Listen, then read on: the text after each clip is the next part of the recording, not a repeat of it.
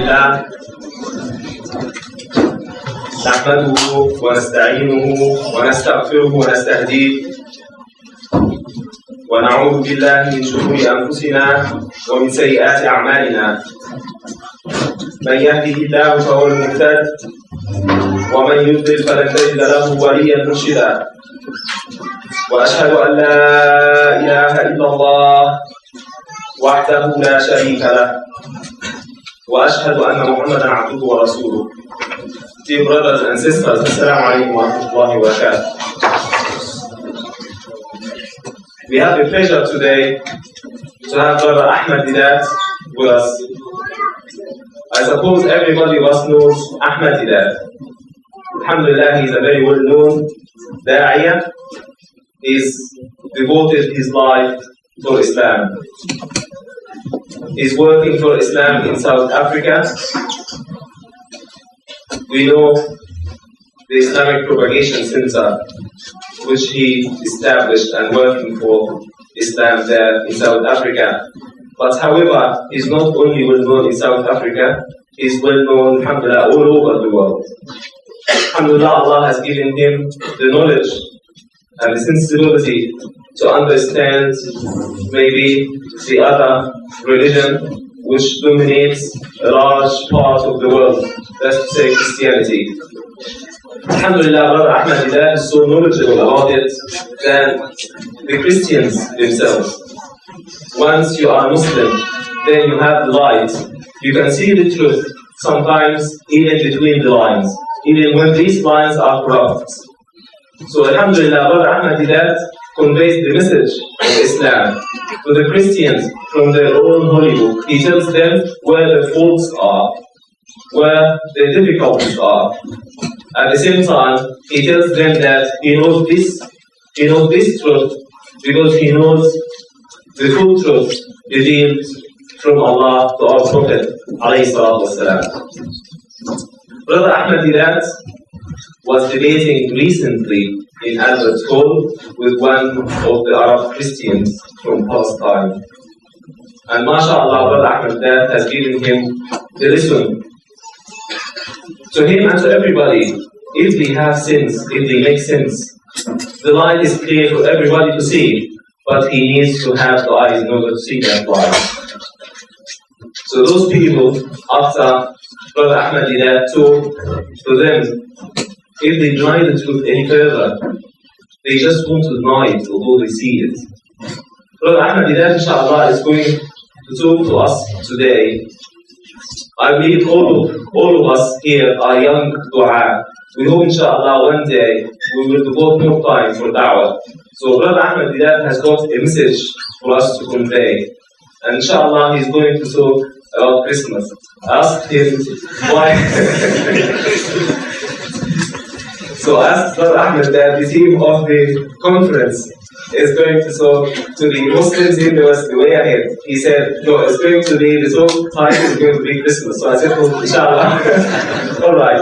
So inshallah, I leave you to Brother Ahmed that talk to you about Christmas. Between brackets, Muslims in the West the way ahead. أعوذ بالله من الشيطان الرجيم. بسم الله الرحمن الرحيم. قالت رب أن يكون لي ولد ولم يمسسني بشر قال كذلك الله يخلق ما يشاء إذا قضى أمرا فإنما يقول له كن فيكون. صدق الله العظيم. Mr. Chairman and my dear children, I know that topic that has been announced to you is quite an amusing topic. That coming to a Muslim conference of young men and women and talking about Christmas, has anything gone wrong with Uncle Deedat? Is not right in his head. But I don't think that anything has gone wrong yet. You see, last Friday I was at the East London Mosque, and there were a lot of young boys and girls, Westerners, Christians, white people. They were visiting the masjid in East London, the one right on the main road, some chapel road or something like that. It was a big masjid. And after showing them around, the guy took them to a small room and he was going to answer their questions. So So they invited me, and one of the questions the student, the Christian, asked, do you Muslims celebrate Christmas? So I said yes, and I said no. I said yes, in the sense that Christmas is a public holiday. Like in my country, always around Christmas time, about 4 days holiday we have. Christmas Day, Boxing Day, and then some other days towards the weekend. We have about 4 days holiday almost every year. So as it's an occasion for us, we go and arrange our weddings, meet our friends, our relations, and we have a jolly good time. Not like you drinking and dancing, but in an innocent way, we have a good time. Thank you very much for giving us these 4 days. It was our government, they do that. So from that angle, I said we do celebrate Christmas. But we do not commemorate the birthday of Jesus on this day, on the 25th of December. Because we said Jesus Christ was not born on the 25th of December. If we knew his exact date of birth, as we commemorate Milad, the birthday of the Holy Prophet Muhammad Sallallahu Alaihi Wasallam, I said, why should we not celebrate the birthday of Jesus? Don't we believe in him? Don't we? We do. Why are you afraid to say yes? We do believe in Jesus Christ as one of the mightiest messengers of God, as the Masih, the Messiah. We believe in his miraculous birth. We believe in his many miracles, including those of giving life to the dead by God's permission, of healing those born blind and the lepers by God's permission. If you say you don't believe in Jesus, you are not a Muslim. So, since we believe in him, and if you knew his date of birth, why should we not commemorate Christmas, the birth of Christ? But since the 25th of December is not his birthday, it is actually the birthday of the pagan god. See, the sun god, not the son of God in inverted forms. It is the birth of the sun god. I said, you see, according to the Quran and the Bible, Jesus Christ was not born on the 25th of December. According to the Quran and the Bible. In the Bible, we are told that when Jesus was born, the shepherds were out in the field with their flocks at night. And Palestine is in the northern hemisphere. In winter, in midwinter, 25th of December, it is as cold as Merry England.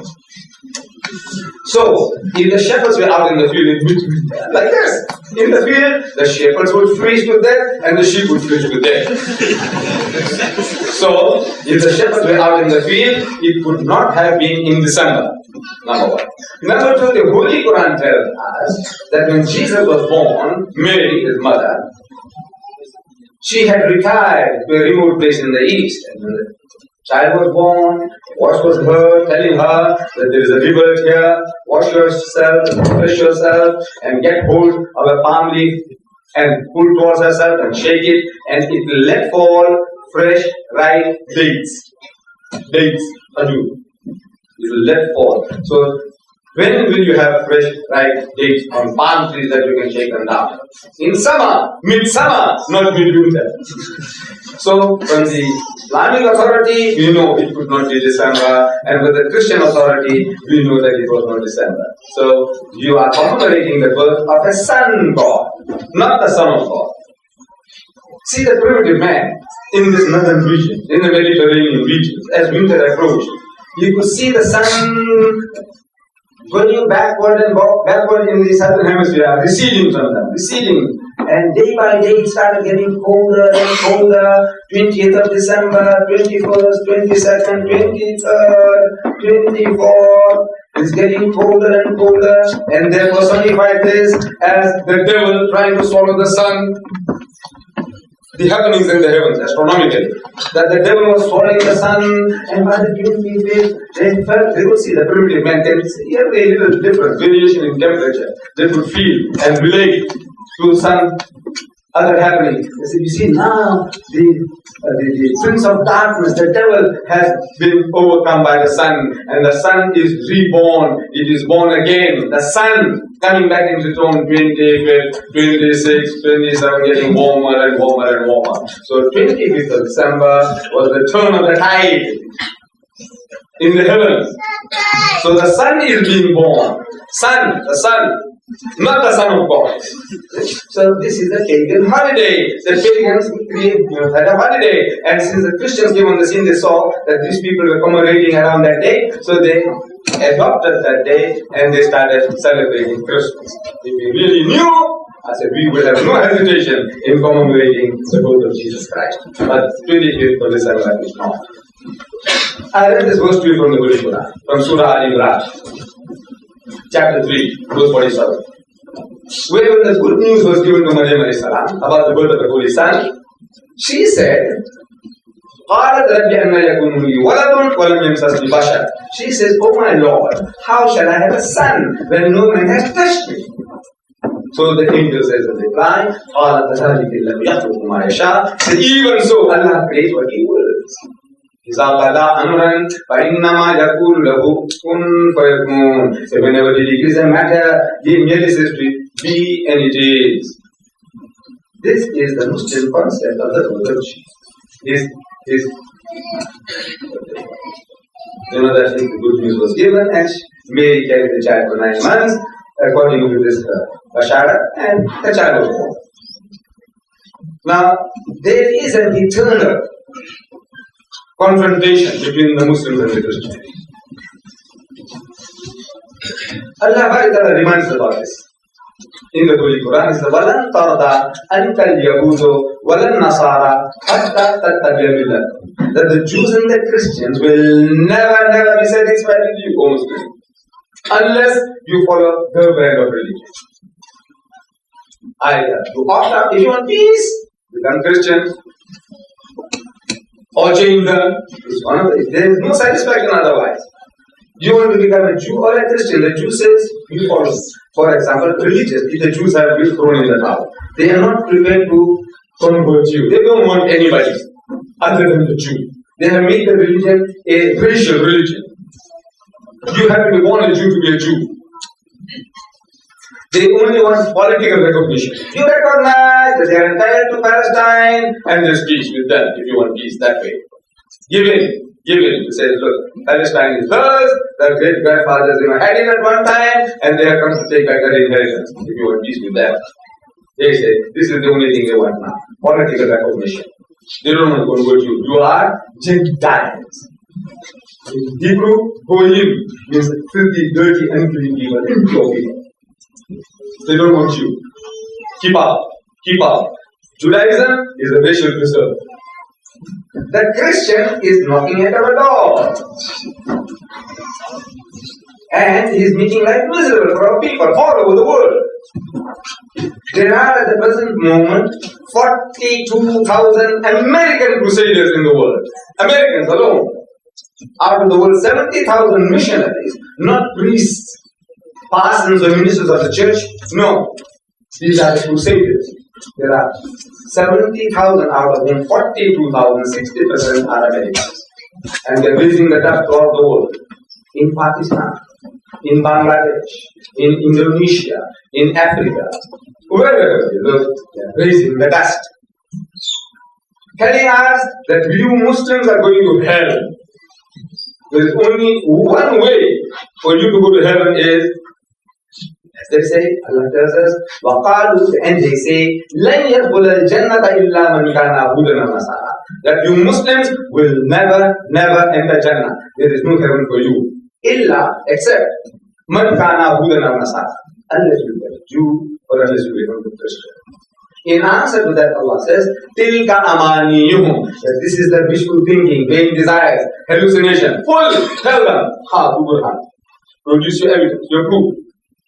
Your certificate that entitles you to Jannah and destines us to Jahannam, to hell. Let's have a look at the certificate. Full heart in which is speaking the truth. Let us have a look at your proof, your certificate. And they have produced it. The certificate in 2,000 different languages. The Bible. Says that my Bible says this, my Bible says that. My Bible says this, my Bible says that. You want to swallow it? This is proof.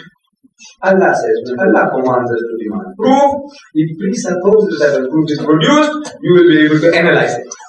Otherwise, it makes no sense.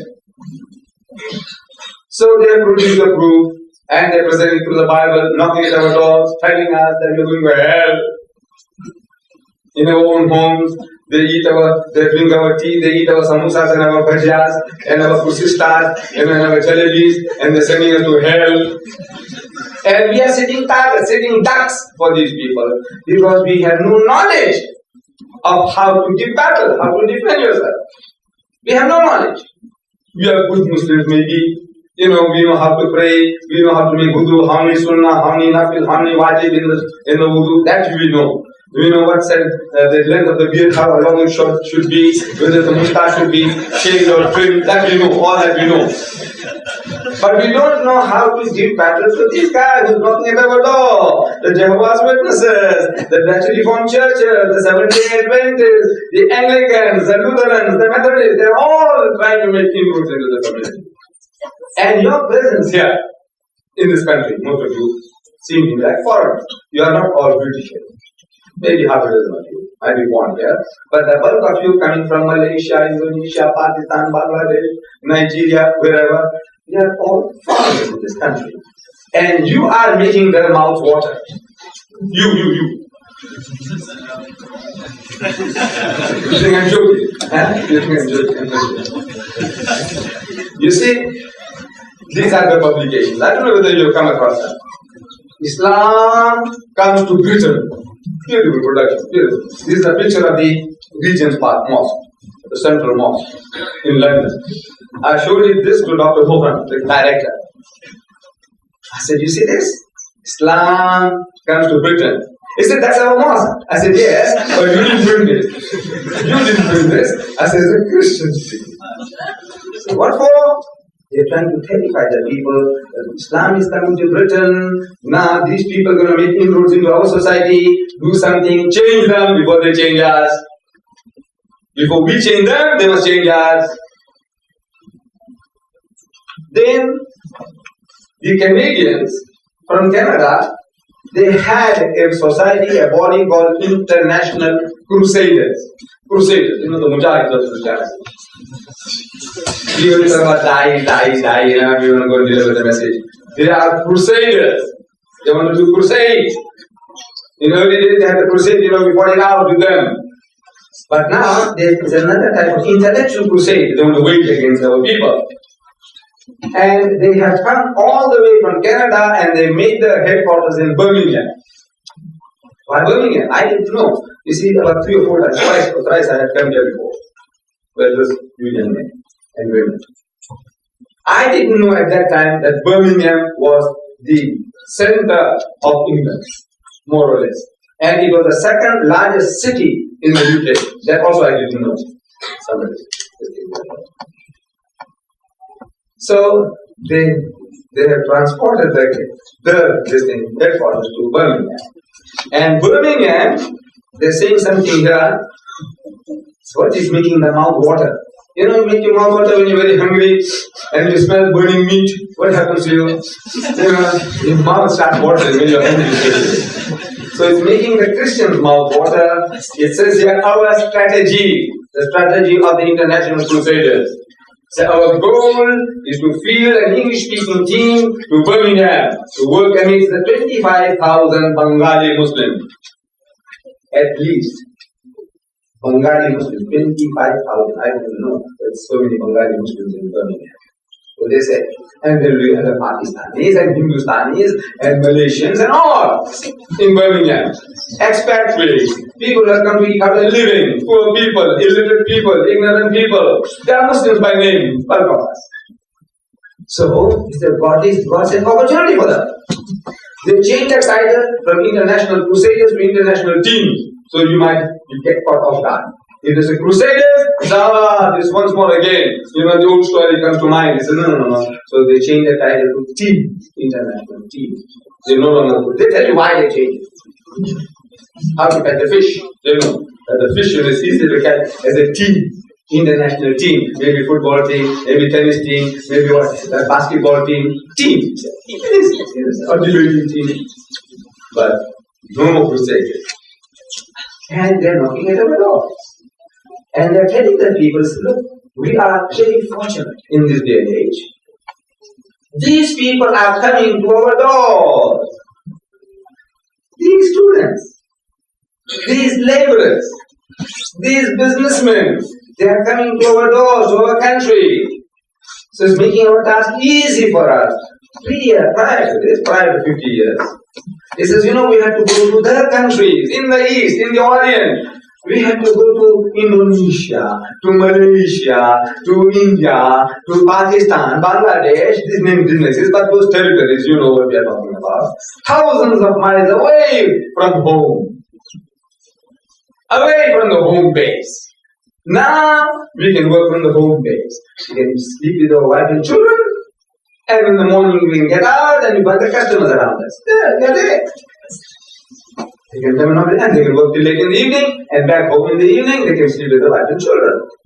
Prior to this, 1,000, 5,000 miles away, 10,000 miles away from the home base. Now they can go work from the home base. You make that easy for him.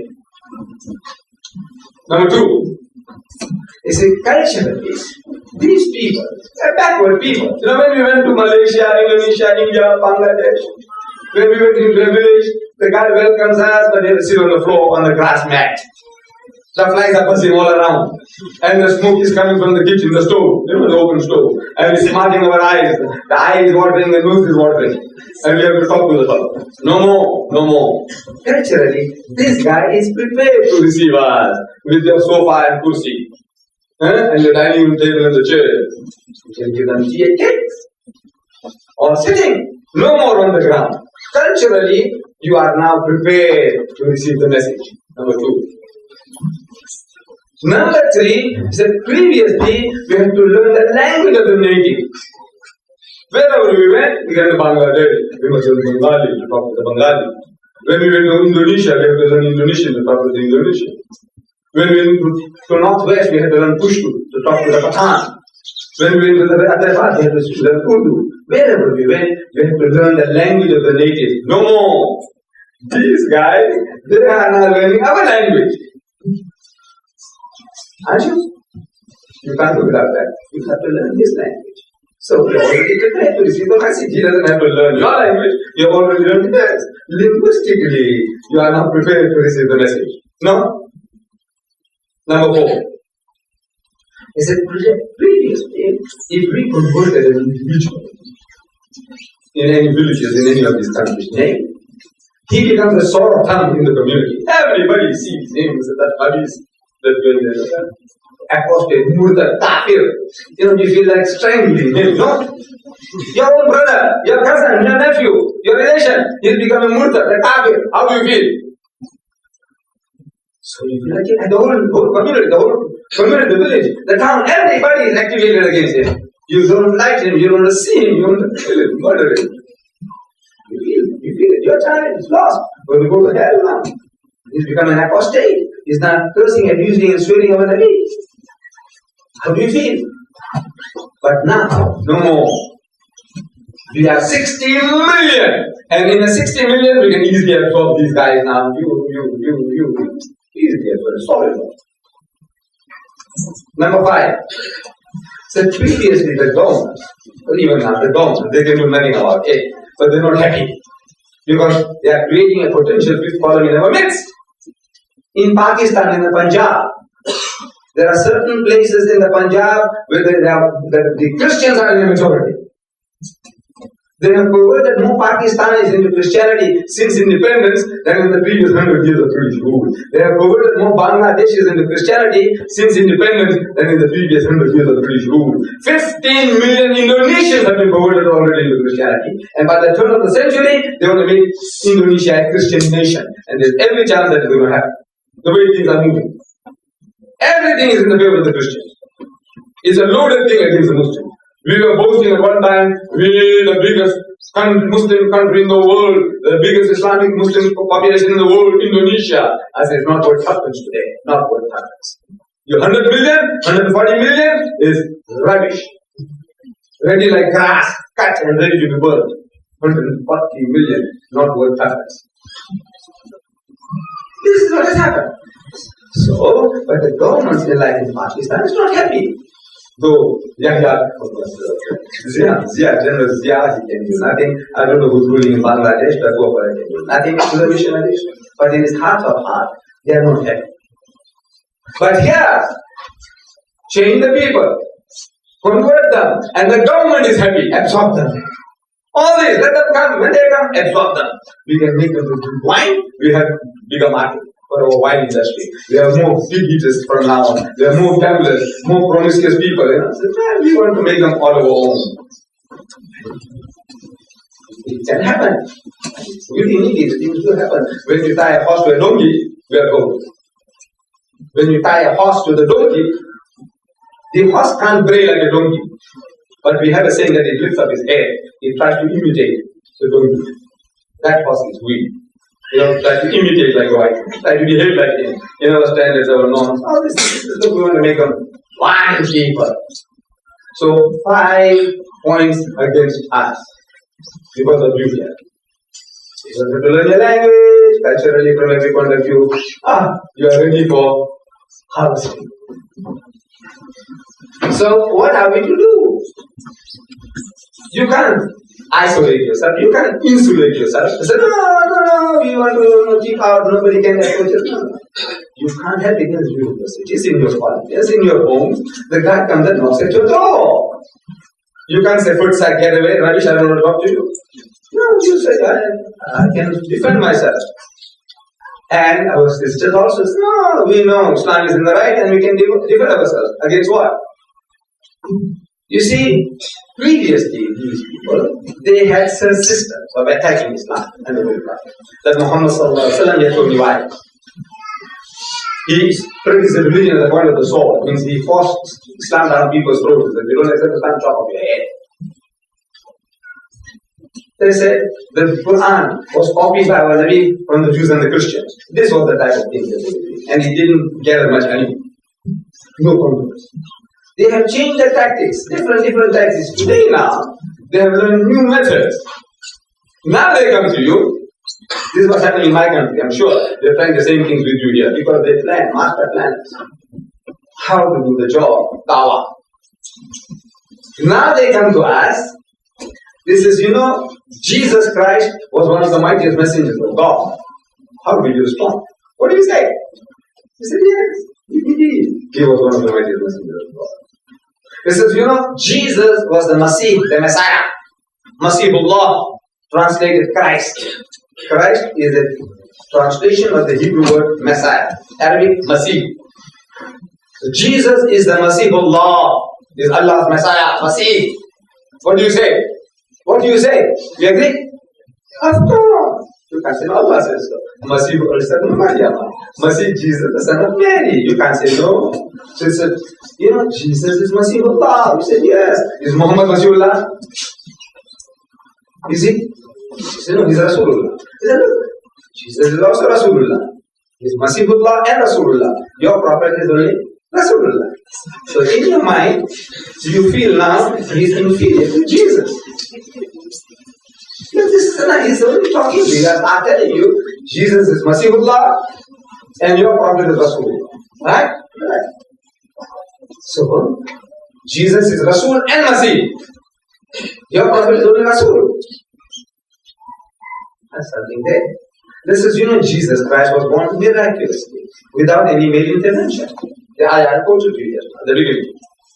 He said, no, we believe that he was born without any human intervention. He was born so.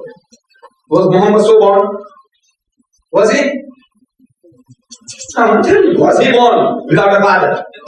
No. So, you see, Jesus is superior to Muhammad. Muhammad is born like anybody else. Our Jesus was born without a father. So his father is God. Somebody must have a father. If you haven't got an earthly father, you got a heavenly father. Something there. It says, Jesus, he came back to the dead. What do you say? Yes. Yes. Did Muhammad give life to the dead? No. You say, well, Jesus gave by God's permission. Did Muhammad give life to the dead by God's permission? Did he? He said, not that I know. I don't know. Maybe I don't know the hadiths so well. Where is your Prophet Muhammad now? He says that he's buried in Medina. He said perhaps his bones are rotten in the grave. He said no, we believe it's Hayatul Nabi, the living prophet. Metaphysically, but physically maybe. He said maybe. Where is Jesus? He's resting in heaven. He's coming back. Yes. God must have a purpose in doing this. Don't you think so? When you make qurbani, you sacrifice the animal, bakri we call it. You look for an animal without blemish, horns not broken, ear not cut, not blind, not limping, no. Perfect animal. Is that what you look for? Sheep, goat, or cow, or camel, So if God Almighty wants to make a sacrifice for His creation, to redeem mankind from their sins, would He look for second best? Would He talk about it? Would He? No. You would look for second best. Would you? Do you look for second best? Sheep, goat, cow? No. Why would God look for second best? Argue and debate. Argue with the girl. You'll come out second best. You know why? Because this is not your field. The alim is not his field. We don't blame him. See, he never did this sort of thing. He has been learning things. What he learned is teaching you about the salat, sunnah, wajib, nafil, how many rakats and this and how you must stand and how you don't. Everything he can tell you. That's what he studied and he teaches you that. Perfect. Beautiful. But he didn't learn this. Now find the answers first. Go on, look for answers. There are no answers. This is what he's telling you. And we're losing our children. In South Africa, it must be happening here too. In my country, for every one boy we're losing 3 girls to Christianity. Find answers. Now you'll get the answer. I don't know if you know, put it like marshmallow in your mouth, let it in your mouth. Let it nice sweet meat, sweet meat, the Pakistani meat, nice and soft. Put it in your mouth, it melts in your mouth. Like Turkish delight. Halwa. That's halwa. You put it in your mouth, I know you all like it. Everybody likes it. Give us a little injection and say, now your job is done. The last you for a year at least. No. I want you to earn that. There is a book. That book is Christ in Islam. Christ in Islam. Absolutely free. Absolutely free to Muslims as well as non-Muslims. Christ in Islam. Have you got them ready? You get them from Birmingham. Number 20 Green Lane. We have established Islamic Propagation Center International. We started from Durban. We got a branch here in Birmingham, and the book is available. You get all the answers there. I know you like me to put the laddu in your mouth now. No, you have to learn to earn it. You're getting things too easy. The Muslims getting things too easy. We offer you the Quran. The Holy Quran. This encyclopedia of nearly 2,000 pages, actually 1,920 pages, with Arabic text translation and commentary, with a comprehensive index, £5. £5. There is no book in the UK you can buy an encyclopedia of this magnitude for £5. You get it. This is everything on your fingertips. What you want to know about Islam, about Jesus, open J, everything about Jesus you find it. You want to know about marriage, you want to know about divorce, you want to know about heaven, you want to know about hell. What do you want to know? You want to know about creation. In this age when everybody is talking about the theory of evolution, so where do we stand? What does the Quran say? Open up creation, creation of man, creation of heaven and earth. Read it, what Allah says. Everything on your fingertips. And how much? £5. I know in my country I offer it to you. That if you can't afford it, free of charge. If you can't afford it, write and tell us why we should give you one for nothing. But in Britain, I can't imagine people here, they say they can't afford it. A man wrote to me, to South Africa, and he cried to me. You know what he said? He said, I am unemployed, and I've got half a dozen children, I can't get the Quran. And I felt pity for the man, my heart bled for him. Then I realized all of a sudden that these guys are living on the road. And the more children have, more income you get. And I remember that I went to my people a few years back when I came. I went to Preston, I went to Bolton, and my people coming from my village in India, speaking my mother tongue, relations of mine, they take me home, and they will feed me, they will give me tea and cakes. And I'm asking in my language, what what you doing?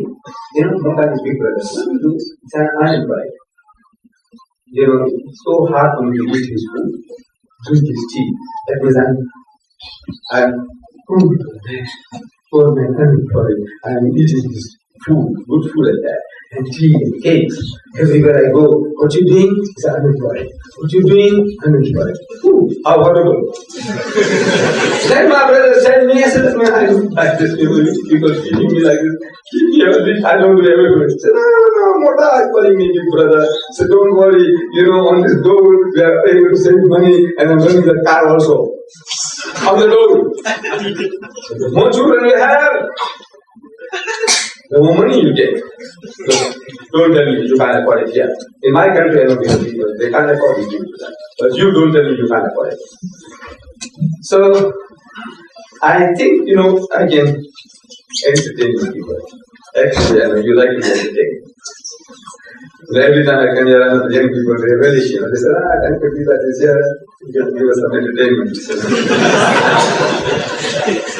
I would rather stop here at this juncture and allow you, my children, to ask questions. If you have any, say, look, man, this guy talks like this, that fellow says that. How do we meet these objections of his word Islam? Or his attack on Islam? How do we defend ourselves? I feel that I would be happier doing that on this occasion of Christmas, about Christmas. How you can take advantage of every little thing. Easter comes along, talk about crucifixion, what's the occasion? Talk about that. Christmas comes along, the birth of Jesus, start talking to him about Christmas. He wants to know about Christmas, whether we celebrate, he says, look man, like this, like that. But you know how Christmas came about? Brainwash him, programming him, telling him that this is a pagan holiday, man. If it was the birth of Jesus, we would have been one with you. But Christ was not born. Like, pass it on, in all innocence, and the guys of entertainment. Wa akhiru da'wana alhamdulillah.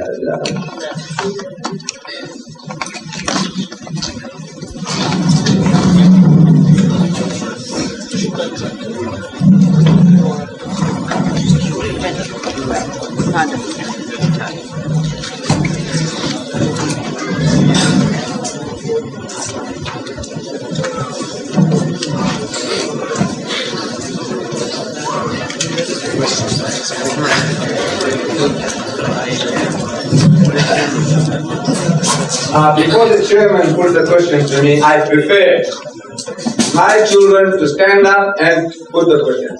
That those people will be given the first question. I tell you why. You have to acquire the ability to stand up and speak.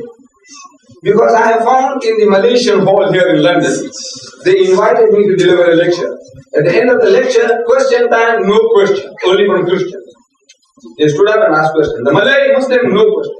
But when they said, now you can put it in writing, there was a flood. There was a flood of things. Yes, why? Now you remain like that, like dumb creatures.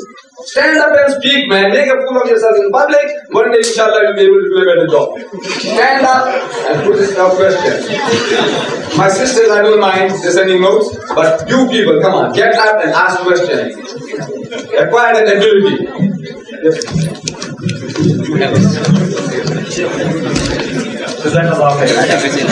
Inshallah, we're going to get used to the old way, inshallah. So we start straight away the questions and the answers.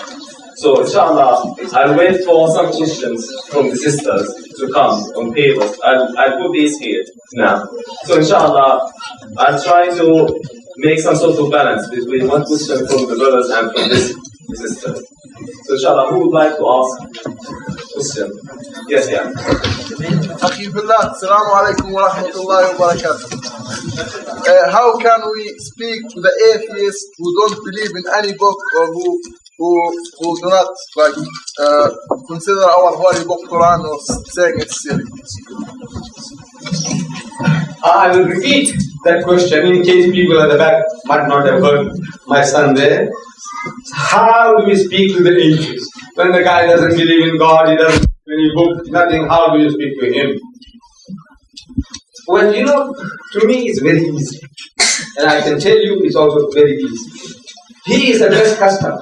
The atheist, the agnostic, is a better customer than the Hindu, the Jew, or the Christian.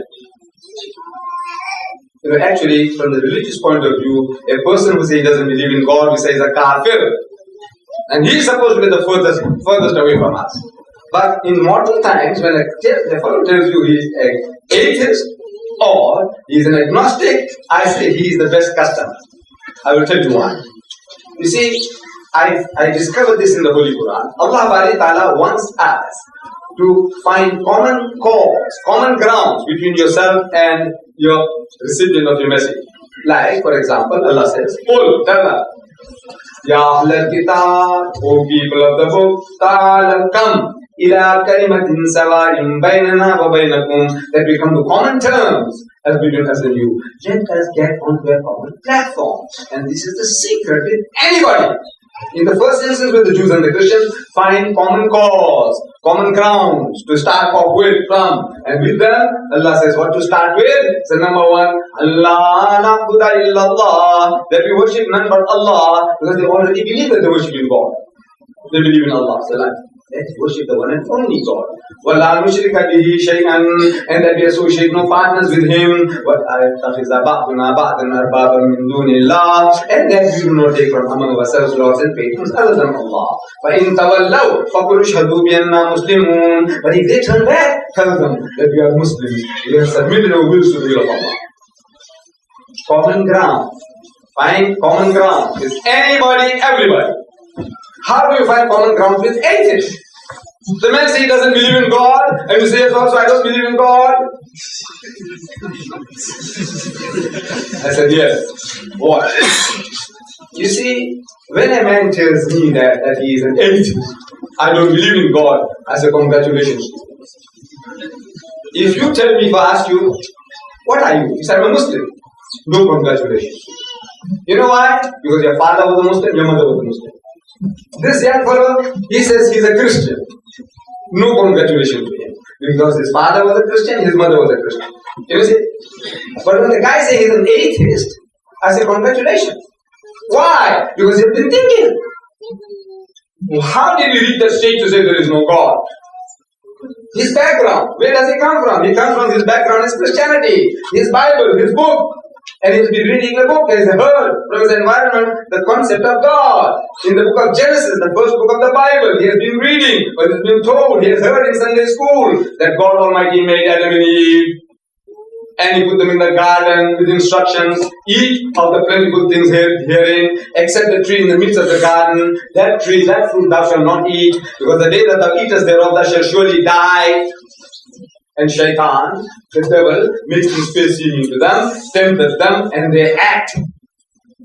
And when they act, according to the Bible, they were eating from the tree of knowledge. So, knowledge came to them, they realized that they were naked. Prior to that, they were in a state of felicity. Innocence, they didn't know that they were naked. Now they started plucking leaves, putting it on themselves. Says the Bible. And Adam heard the footsteps of God walking in the garden in the cool of the day. In the evening period, he hears footsteps. The earth must be shaking. This mighty King Kong, billions and billions of times bigger than man, walking in the garden. Adam heard the footsteps, so he hides himself away in the bushes. So God comes and stands. I'm only reading the Bible, his Bible, which he has been reading, which had brought him to this atheism. How did he come there? I'm showing you how he came there. I know his background. So God comes and stands where Adam was a few seconds before, and he shouts, Adam, Adam, where art thou? Poor God, he didn't know where Adam was. Or maybe he was playing hide and seek. I play with my grandson. My grandson, little fellow, about 2.5-year-old. When I go home, he's there, and I shout, Raise, that's his name. Raise to Kache, where are you? And he's laughing. Grandpa can't see. I do that. And Allah also, he wants to have a little change in the monotony of being alone. I can see. So Adam, where art thou?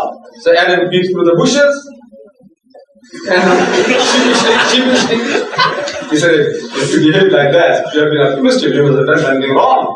Why do you behave like that?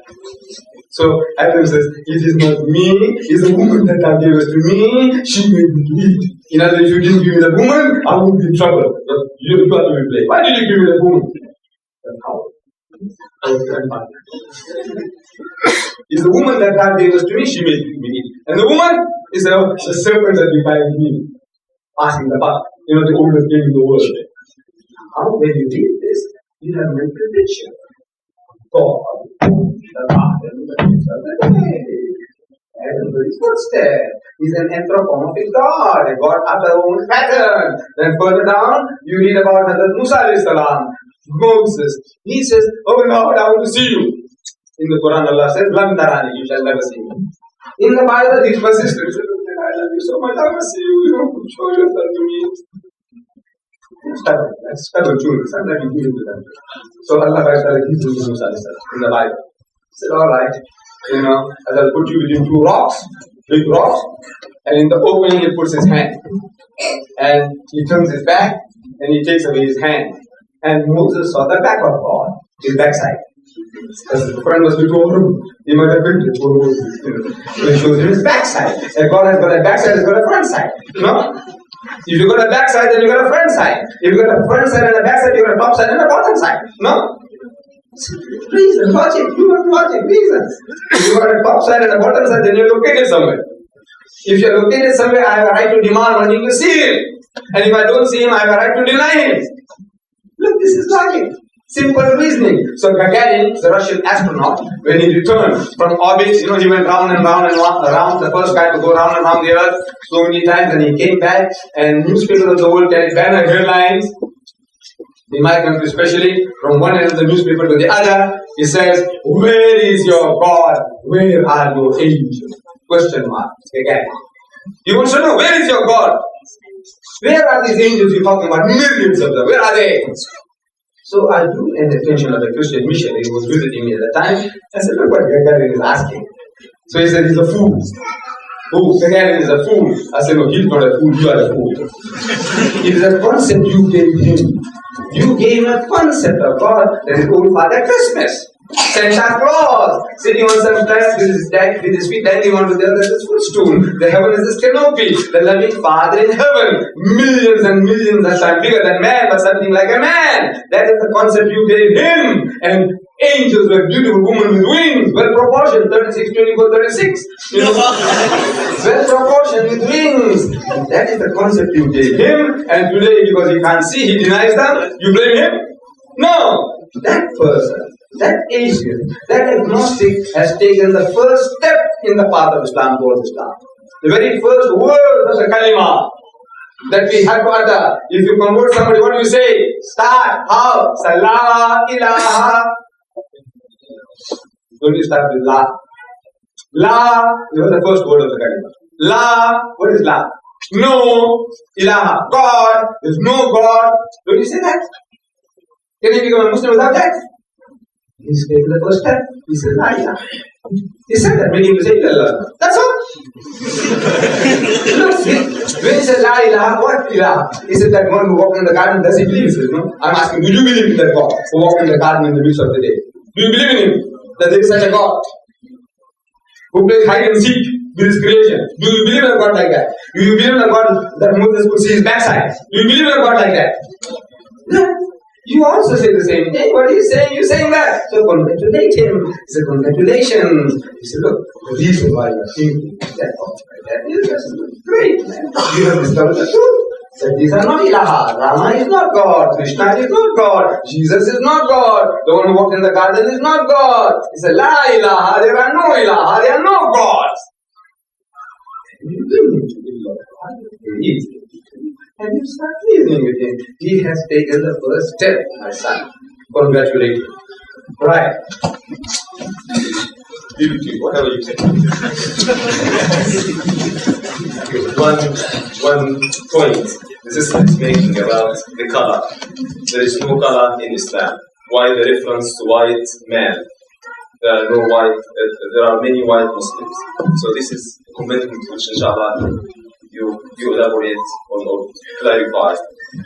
You see, I'm an old man of 68. I can't remember all these things in my head. Let me finish it off.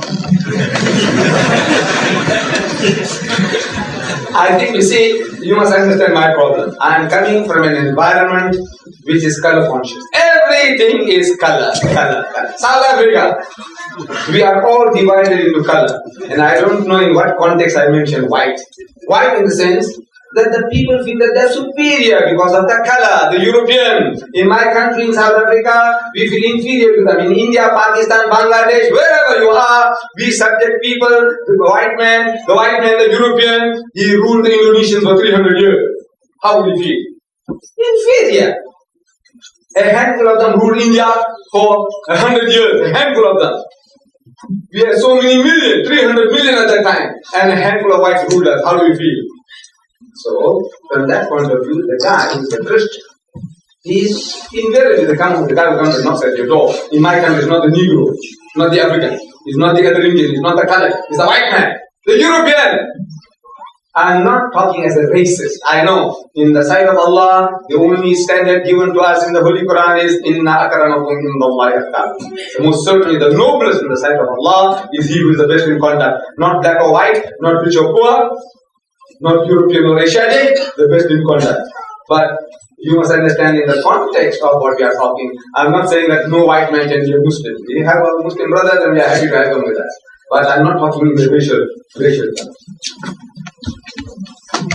Okay, inshallah, I just asked the question. That was just to clarify the points of color. So I hope inshallah it is clear now. So how can a Muslim justify another prophet after Isa alayhi salam? Because people would say, we believe in Jesus, peace be upon him, but why should we believe in Rasul alayhi salam? Very, very easy to justify. This is what Jesus said. Jesus himself put the words into his mouth. In the Holy Quran we are told,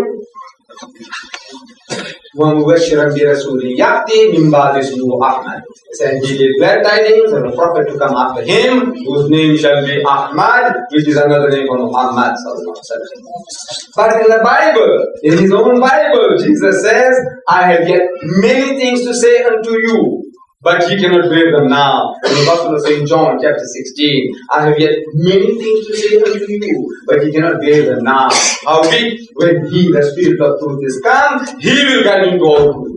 For he shall not speak from himself, but what things shall he hear, that shall he speak, and he shall declare unto you the things that are to come. He shall glorify me. He's talking about somebody else who's going to come after him, who will guide mankind into all truth. Who is that Spirit of truth? They say the Holy Ghost. I said, now, what did the Holy Ghost teach you in 2000 years? Any church, give me one new thing. I said, you see, in English, when he said, I have yet many things to say, many is more than one. He said, yes. He will guide you to all truth, all is more than one. He said, yes. Now, I want only one. Give me one new thing. And in 40 years, no Christian worth the name has been able to produce one new thing. What Jesus Christ could not have given you in so many different words. Not one. See? I said, look, if we read this prophecy verse from the Bible with a little emphasis on the pronouns, I said, you will see that Jesus is not speaking about a ghost, but they're talking about the Holy Ghost. Listen, Jesus says, I have yet many things to say unto you, but ye cannot bear them now. Howbeit, when he, the Spirit of truth, is come, he will guide you to all truth. For he shall not speak from himself, but what things shall he hear, that shall he speak, and he shall declare unto you the things that are to come, he shall glorify him. 8 masculine pronouns in one verse. It ill befits a ghost. You agree? The ghost is spiritually This is he. Talking about a man. And Muhammad sallallahu alaihi wasallam, he guided mankind into all truth. Meaning all your problems, solution to all your problems, he gives you the answers. It might not go down well because you're grooved into a different type of behavior. It's difficult to get out of the groove. Groove. You get the groovy feeling in the groove, and the difference between the groove and the grave is only depth. How much the one is deeper than the other? Grave. In the grave, when you are there, nice, comfortable, groovy feeling. And when you get a guy out of that, it's very uncomfortable, out of the groove. So, They are grouped into a certain form of behavior. But answers to your problems, the problem of surplus women, Islam gives you. The problem of alcoholism, Islam gives you the answers. Of gambling, Islam gives anything. Of racism, Islam gives you the answers. It might not go down well. He is the spirit of truth who guides mankind all through. Now, also, get another book from the Islamic Propagation Center International in Birmingham, what the Bible says about Muhammad. Look, you owe it to yourself. Free books, free literature. Get it for yourself. If you want more to send to your homeland, to your motherland, then I hope you try and find out. So look, I want 50 copies to send to Indonesia, or Malaysia, or Bangladesh, to my people. Find out how much does each copy cost. It says 10 pence each. If you want 100, send 1,000 pence. You'll get them. See? Send them to your country. But for yourself, absolutely free, all literature printed by the Islamic Propagation Center. What you might not be available here at the moment, write to South Africa and we'll send them down to you from there. Yes, Brother, this is actually away from the subject that we talked. It's just as a matter of interest since you are from South Africa. I saw some demonstration in the TV that Muslim brothers were demonstrating and they were holding banners and there were some mottos of Imam Khomeini about it. Could you possibly, it's interesting for me to see why is it there? The Muslim in South Africa, we are less than 2% of the population. For every 2 Muslims, there are 98 non-Muslims in South Africa. We are less than 2%. But in the political struggle, more than 20% of the people who make sacrifices with their lives are Muslims. More than 20%. We are less than 2%, but we make more than 20% of the sacrifices. You never heard about Imam Abdullah Haroon. He gave his life in prison. Ahmad Habeji gave his life in prison. Ahmad Timur gave his life in prison. Dr. Yusuf Dadu had to flee for his life. Maulana Kachari had to flee for his life. No, you never hear about them. You only hear about Biko. So you think Biko is the man. The Muslims have sacrificed more than 20% than any other people in the country. With regards to Imam Khomeini, there are no Shias in South Africa. There are no Shias. All the people that I know, they are all Sunnis, whether of the Hanafi school of thought or the Shafi school of thought. Hanafis and Shafis. There were no Malakis, no Hanbalis, no Shias. There are only Hanafis and Shafis.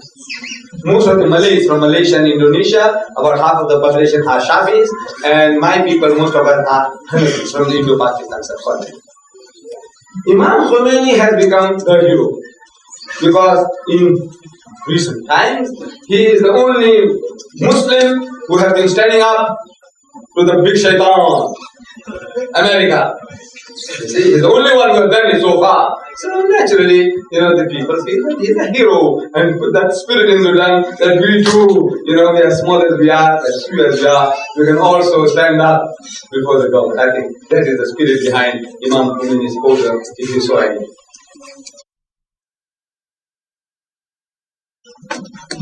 Sister, one of the sisters, she's saying about the comparison between Trinity and water in its form as water, ice, and steam. What's your comment on that? I think my sister must have been there at the Royal Albert Hall.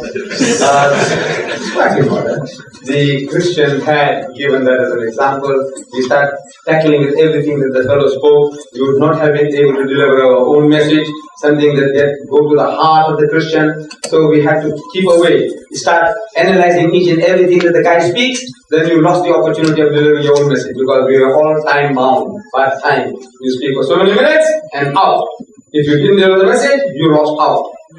So, you see, if we had the time, you can ask the fellow. You say, it is like ice, water and vapor. Father, Son and Holy Ghost. Ice, water and vapor. So, who is ice, who is water and who is vapor? So, we can, our senses might come to the aid. He said, look, vapor and the Holy Ghost. You might say, well, maybe the Holy Ghost is vapor. Then, who is the water? Is Jesus water? Is he water? Or is he ice? Is the father eyes? What is it? You know, most ridiculous. You see, they keep on just as if you know that they have proved a point. But I said, look, the whole thing is taken out of your book. The Bible, the verse on the Trinity, the whole thing is thrown out. So if this was a valid doctrine, why should it be taken out of the Bible? In every modern translation of the Bible, the verse on the Trinity, the clearest statement on the Trinity happens to be in, as I mentioned then, the first epistle of John, chapter 5, verse 7, where it says, "For there are three that bear record in heaven, the Father, the Word," standing for Jesus, "and the Holy Ghost, and these three are one." That's the nearest, closest to the Holy Trinity.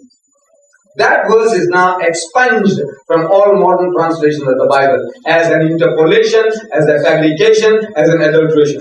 So if this was your valid doctrine, why is it thrown out? Allah tells us, وَلَا تَقُولُوا ثَلَاثَةً. Tell them, don't say Trinity.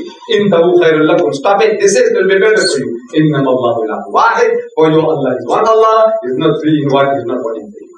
Is the most nonsensical idea. Jesus Christ never preached it. Of course, it's a subject by itself. I can teach you and explain to you the verses from the Bible when Jesus says that God is one. When he's asked by a learned man of the Jews, "Master, what commandment is the first of all?" And Jesus answers and says unto him in the Hebrew language, "Shema Israel Adonai Eloheinu Adonai Echad." It means, "Hear, O Israel, the Lord our God, the Lord is one." He didn't say three in one. Assalamu alaikum. Actually, during my discussion with some Christians, what I try to do, I try to direct them to Quran. But what I find difficult really is to guide these people to Quran. They stubborn to read this Quran. What is the secret behind it? Could you please clarify that?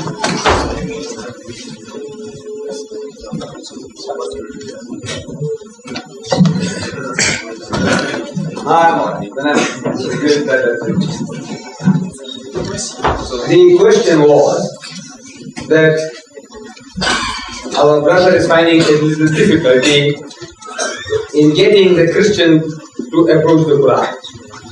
So he wants to know what is the secret. How do you do the job? See, in the Holy Quran, Allah describes the Jews and the Christians to us. He says, "Kuntum khayra ummatin ukhrijat linnas," that you Muslims are the best of people evolved for mankind. Ta'muruna bil ma'ruf wa tanhauna 'anil munkar, because you enjoy what is right and you forbid what is wrong. Wa tu'minuna billah, and you believe in Allah. That's half a verse. The continuation is, وَلَوْ آمَنَ أَهْلُ الْكِتَابِ لَكَانَ خَيْرًا لَهُمْ. But if the people of the book, meaning the Jews and the Christians, if they hearkened to this message, it will be better for them. In other words, it will be better for you. مِنْهُمُ الْمُؤْمِنُونَ. Among them there are good people. Mu'min. I do not want to give credit to them that there are mu'mins among them, and there are hardly any mu'mins among us. We are Muslims. When we say we have submitted, but Islam has not really entered our hearts. The Bible. But Allah says, "Minhumul mu'minuna." Among them, among the Jews and the Christians, there are mu'mins. وَأَكْثَرُهُمُ الْفَاسِقُونَ. But the majority of them are perverted transgressors. So you have been coming across perverted transgressors. Now, there are ways. Allah is telling you that there is one group who is a mu'min, and there are others are perverted transgressors. Fasiqun. So you have to treat them differently. But we assume that we are treating with a mu'min. Anytime you come across a man, we have to treat him as a mu'min. That should be the Muslim attitude. And to the mu'min, this is the way. Among the Jews and the Christians. You tell the fellow, so you know we believe in Jesus. Tell him now like this, that we believe in Jesus. So what? So what? He's thinking that you can be very favor with him. You want something nice from him, maybe a chocolate or a cigarette you want from him. He said, we believe in Jesus. He's one of the mightiest messengers of God. We believe he's the Messiah. We believe in his miraculous birth, which many modern day Christians don't believe today. Your own people, they don't believe that he was born miraculously. We believe that he gave back to the dead by God's permission. He was born blind and the lepers by God's permission. We believe in all that. He's shocked. He's thinking that you're trying to carry favor with him, that you scratch his back, he'll scratch your back. You say a few good words about his Jesus, he might say a few good words about Muhammad. That's what he's thinking.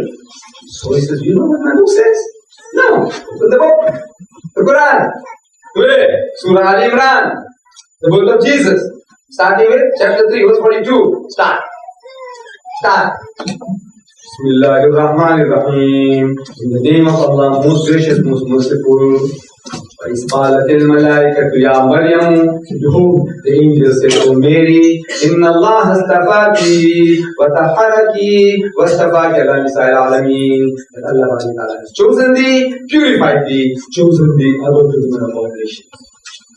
Such an honor is not to be found given to Mary, the mother of Jesus, even in the Christian Bible. Read it to him. Say, oh Mary, worship her Lord devoutly. Prostrate thyself and bow down in prayer to the Power. That this is part of the tidings of the things unseen, which will reveal unto thee, O Apostle by inspiration. Read to him or to her. And you see, if they are the moving type, tears will well up in their eyes. Tears. I've seen it again and again. Read Allah's Quran, don't be ashamed to pronounce Allah's words, because His words carry an impact, a power which your words can't reproduce. Allow Him to do the talking. And He is talking Himself. Allah, let Him do the talking. Let Him be your advocate. And see the response. A guilty person. See how he responds. How she responds. You see. The perverted transgressor, he's trying to make a mockery of it. Right? You know now, he's not the type.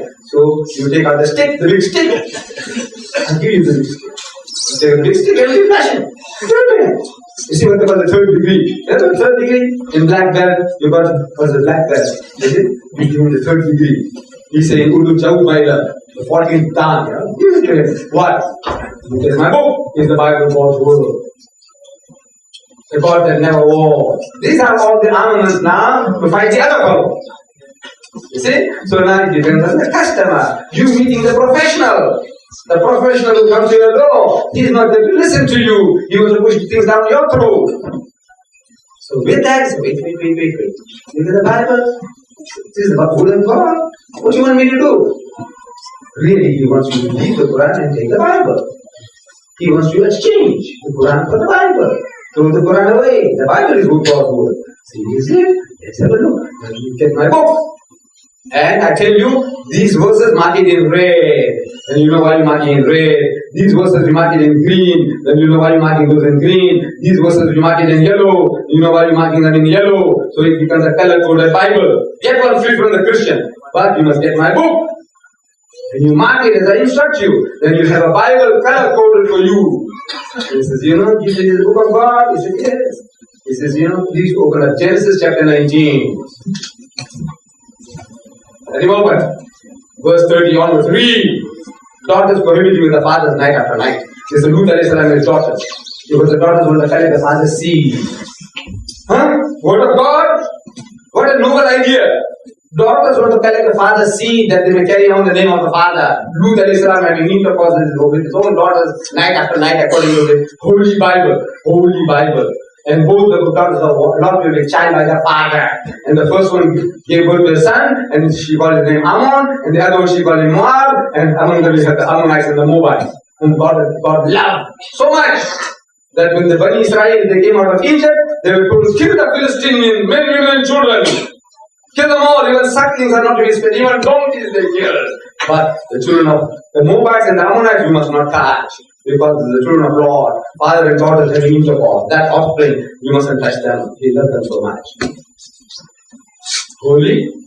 Chapter 35, verse 22. Reuben, the son of Yaqub alayhi salam, he probably with his mother on the roof, that the whole of Israel can see what's going on the roof with his mother. Then Genesis chapter 38. Judah, the father of the Jewish race, he goes and bargains with his daughter-in-law and he makes her pregnant on the roadside. The filthiest, dirtiest religious book on earth. Lord Bernard Shaw, he said, keep it in the lock and key. 2 dangerous for your children to have history. But of course, you're not a child. You can have it. So, then that's a third degree, He says, just give it to him. That khabith, he needs it. He deserves it. You start with the approach I'm telling you, the Quran, this is Allah's Salah. You start making a mockery of Islam, of Muhammad Sallallahu Alaihi Wasallam, and it's about Khomeini in Iraq, and Iran what?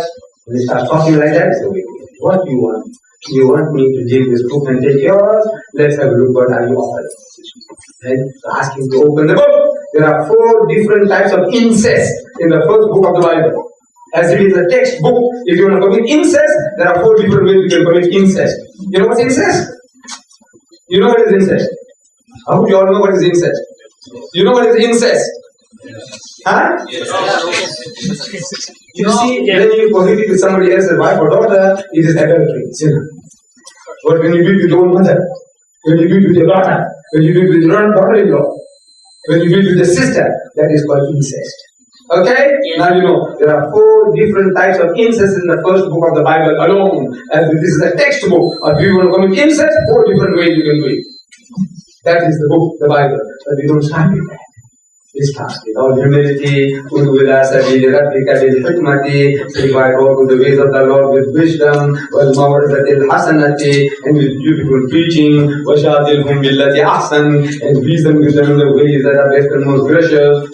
And I'm telling you how. Do it. But now if the guy starts being funny, clever, he wants to make rings around you, want to make a nest in your head, want to use it as a punching bag, want to use it as a doormat, don't allow him to do that. You give it to him, and he'll never darken a Muslim door again.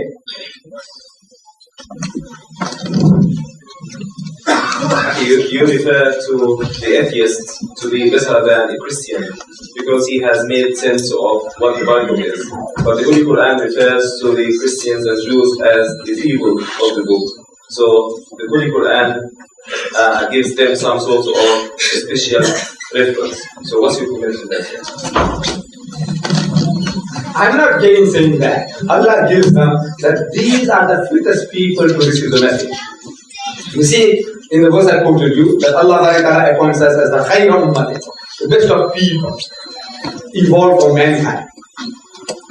Your qualifications, ta'muruna bil ma'ruf wa tanhawna 'anil munkar. If you enjoy what is right and you forbid what is wrong, wa tu'minuna billah and you believe in Allah. This honor was to be shared. And the very first people with whom you must share this are the Jews and the Christians, because they were prepared to receive this message.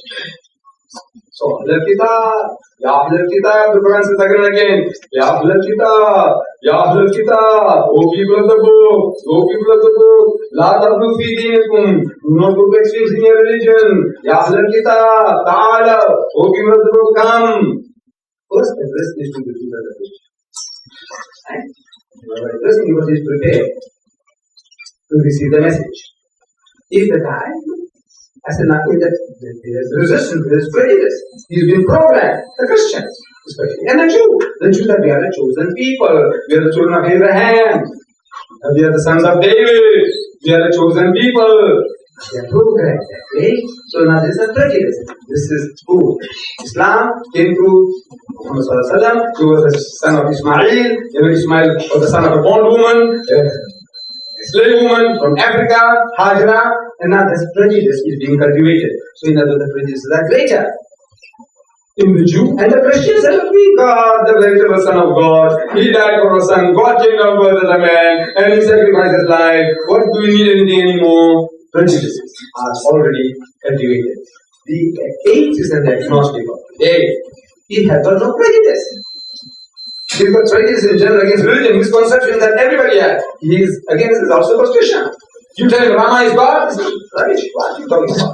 He says Krishna is God, so what are you talking about? He says Buddha is God, so what are you talking about? He says Jesus is God, so what? A child born in the stable to a Jewish girl, circumcised on the 8th day, God, the maker of this universe, what's wrong with you? Are you a fool? Are you mad? If you were a nurse helping Mary when she was delivering the child, can you for one moment think that that is your God coming out of a woman's body?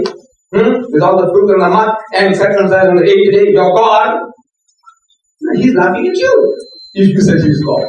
Look, we also laugh at the same thing. No, how can God be circumcised? How can God be carried by a woman for 9 months? He's on the same wavelength as you. I'm talking about the atheists and the agnostic of today. I'm not talking about the Kafirs, the mushriks of Makkah 1400 years ago. I'm talking about the modern man. His prejudices are different. His prejudice against religion because of all his superstitions. So, win him over. Congratulate him. Psychology. Come, man. I'm one with you. I also don't believe in a God who walked in the garden. I don't believe in a God that Moses could see his backside. I don't believe in a God that was born of a woman, that a woman carried him for 9 months. So, I'm one with you. But this is God. What is this God? I'm talking to him, explaining to him, showing what Allah says, how he speaks in the Quran. He doesn't speak like the other words. He's not talking dogmatically, he's reasoning with you. كيف تكفرون بالله? So how can you not believe in Allah? وَكُنْتُمْ أَمْوَاتًا, seeing that you were non-existent, you were dead, you were non-existent, فَأَحْيَاكُمْ, and He brought you to life, ثُمَّ يُمِيتُكُمْ, and will cause you to die, ثُمَّ يُحْيِيكُمْ, and will bring you back to life again, ثُمَّ إِلَيْهِ تُرْجَعُونَ, and to Him will be your return. Reason. There was a time when there was non-existence. This earth was a molten mass. No life could have ever existed here. Billions of years ago, no life, nothing. And over the years, according to you, according to the scientists, they start cooling, and after billions of years, life originated in the sea. He says, after billions of years, protoplasm, amoeba, whatever, life started in the sea, in the water, in the ocean. That's what the Quran is telling you. كيف تكفرون بالله أولم يرى الذين كفروا, so do not the unbelievers see, the atheists and agnostics, can they see?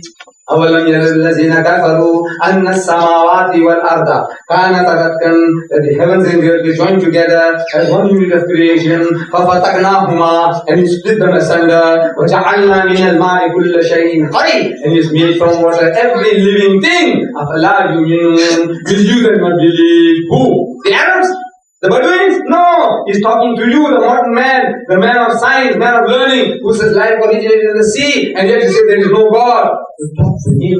Where did this man get this from? That life originated in the water. You don't need interpretation. So, وَجَعَلْنَا مِنَ الْمَاءِ كُلَّ شَيْءٍ حَيٍّ, and it's made from water every living thing. أَفَلَا يُؤْمِنُونَ, will you then not believe? Talk to these. Inshallah, you will make a better headway with the atheists and the agnostics than the Christians and the Jews. Yes, yeah. Assalamu alaikum wa rahmatullahi wa barakatuh. Uncle Deedat, I'm interested to know the difference in the different sect of the Christianity. We know that in Christian there are Protestant, Catholic, Jehovah's Witnesses, and so on. Can I know the historically background, how the difference rise, and how can we gain from their differences? The question was, my son wants to know about the differences between the Christian sects. There are 1,000 different sects and denominations among the Christians. 1,000. You want to know them all? No, you don't need to know all these things. Waste of time. The bulk of Christendom believes in the Bible as the word of God. Take the Bible away from him, meaning show him that this is not, if he comes to an argument, that is not the word of God. Whoever comes, Jehovah's Witness, same Bible. Say that variation in translation, don't worry. It basically is the same Bible. What I told you about the 4 types of incest in the first book is in the Jehovah's Witness Bible, is in the Roman Catholic version of the Bible, it is in the authorized King James version of the Bible. Every Bible in the world has it. This is pornography, the highest form of pornography. Ezekiel chapter 23. I can't quote it because my daughters are here. Others have quoted it. It's banned in South Africa. They banned verses of the Bible, not knowing that this was a Bible. Somebody sent a pamphlet with those verses from the Bible. Filthy, dirty thing. No decent man can read this to his mother, his sister, his daughter, or even his fiancée if she's a good woman. You can't read it to her. Filthy, dirty book. So, a new convert sister of ours, a white lady, I'm not a racist. A white girl, carry some weight in with a white person like see with a white name. In a white area coming from there carries more weight. She sent it to the censorship board that this thing here is horrible. You must do something about it or we're going to take matters into our own hands. So the censorship board shows us, look, wait a minute, we will do something, and within 2 weeks they banned it. All those verses. And every verse is word for word from the Holy Bible. Filthy, dirty book that the Christians themselves abandoned in South Africa. So this is in every book. You don't have to go into details about the Roman Catholics and the Protestants. There are the difference between the two, the Protestant world, whether it's a Methodist, Presbyterian, Lutheran, Church of England. The difference between them and the Roman Catholics is the difference between Tweedledum and Tweedledee. You heard that? Tweedledum and Tweedledee? You know, when you were little children, you were looking at Tweedledum and Tweedledee. You know, the guy who fell from the... There's some poetry. In other words, there is really no difference. They are the same. They are like twin brothers. Glad that we make it last. So one from here and one from the floor. Last. Yeah, so this is just since I'll just summarize what's written in there. One of the churchmen complained because there was a Christmas card showing naked Virgin Mary in bed with Archangel Gabriel. The card shows Angel Gabriel asking Mary, "What time did you say Joseph gets back from his work?" And the company refused to withdraw the cards from the market. So it's just showing you how those people are making fun from their religion, even to that extent. The question from the sister's side was about the reaction of Christians to your talks about Islam and about Christianity, and is the Pope going to meet you as he promised? The reactions are always the same. There are people among the people of the Jews and the Christians who hear your point of view and they appreciate it. And there is a person among them, you'll find that he is exactly as the Quran says, perverted transgressor. And I'm telling you, these are the two types of people, you will find them all the time. There is a good type of fellow, sensible fellow, says, no, I can see your point of view, I can see your point of view, I can see your point of view. And there is another, now what you do, you can bring the moon down and put it in his hands, it won't work. So this is a natural thing, but now for us is you go out and deliver the message. It is not for you to know what fruits you're going to get, what results. Because Allah says, فَذَكِّرْ إِنَّمَا أَنْتَ مُذَكِّرٌ. So you deliver the message because it is your duty to deliver the message. لَسْتَ عَلَيْهِمْ بِمُسَيْطِرٍ. Allah says that you will not be questioned regarding them. إِلَّا مَنْ تَوَلَّى وَكَفَرَ. Why they accepted or why they didn't accept, Allah won't ask you. He will only ask you, did you deliver the message? That's all. That's your job. You do your job. It's not for you to reason why. It is for you just to do or die. That's your job. Go out and do the job. Fruits, leave to Allah. Yusuf Ali, in one of his commentaries, poetic commentaries, he says, fight the good fight. Put up a good struggle. But dispute not about the prize, what you're going to get. That is for God to give. So men of faith, act and obey. Men of faith, you people who believe, act and obey. It is nobler to fight for truth than to seek good decay. The pure in faith, God will give the mind and the resources to conquer. He will give you the mind and the resources to conquer. They will fight with no thought of ever turning back. With that mentality, when you go forward, the victory is sure to come. So the victory should be ascribed to God, not men. Go out and do the job. Put up a good fight. Put up a good struggle. Don't worry about the prize. Also the possibility about the meeting with the Pope. This is holiness the Pope. You see, he has been going out to Muslim countries. And when he went to Turkey, His Holiness, the Pope, he said, we must have a dialogue with the Muslims. When he went to Nigeria, he said, we must have a dialogue with the Muslims. When he went to Kenya, he said, we must have a dialogue with the Muslims. Who's this we? We. The Roman Catholic Church.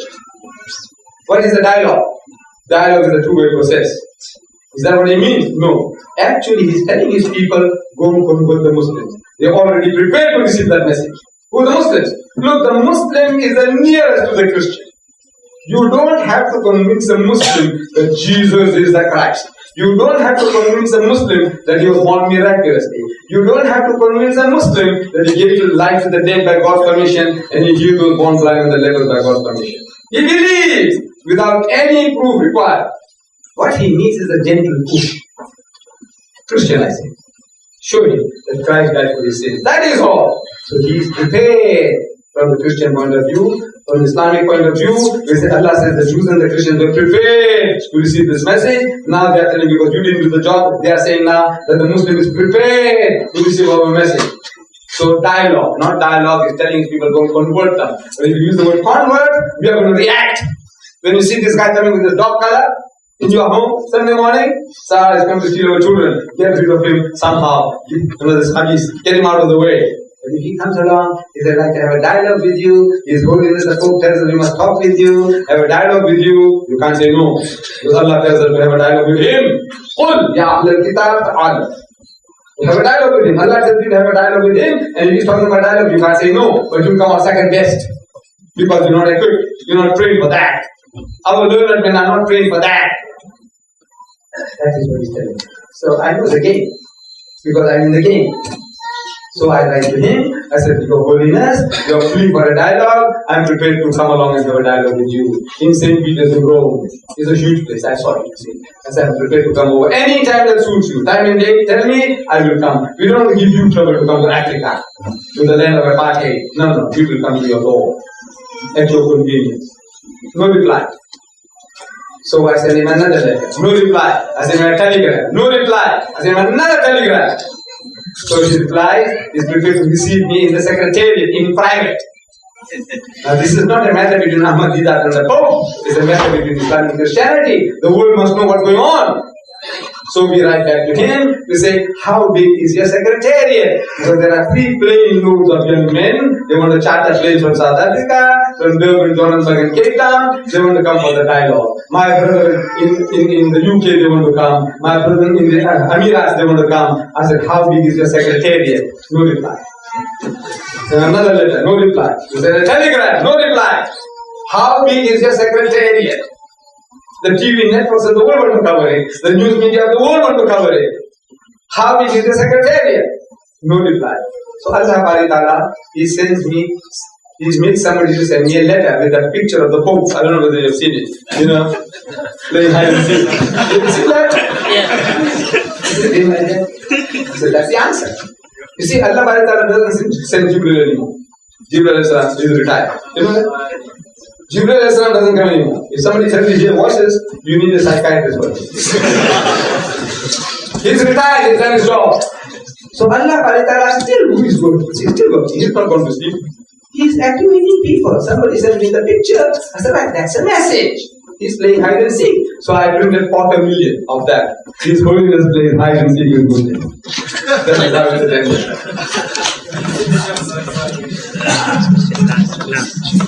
So, brothers, I know that many of you would like to ask questions, and many sisters have sent questions. But I'm afraid we have to take into consideration that Brother Ahmed Deedat gave Jum'ah prayer khutbah today in Birmingham, and he traveled straight away to come here to us, to Derby, to give us this lecture and to answer our questions. So I suppose you understand that he's tired, although he's willing to answer all your questions. So inshallah, we would like to thank him very much for the effort he did, and we ask Allah subhanahu wa ta'ala to give him the help and the effort and keep him for us to work, inshallah, for Islam. So inshallah, we close this session. سبحانك اللهم وبحمدك لا اله الا انت نستغفرك ونتوب اليك. سبحانك رب العزه عما يصفون والسلام على المرسلين والحمد لله رب العالمين.